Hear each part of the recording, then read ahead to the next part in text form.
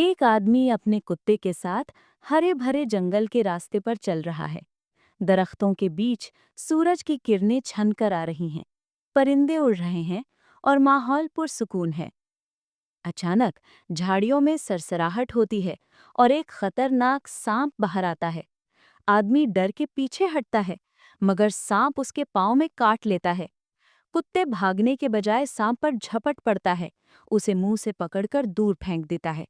जमीन पर धूल उड़ती है और सांप हारा हुआ जमीन पर गिरता है। आदमी नीम बेहोश पड़ा है।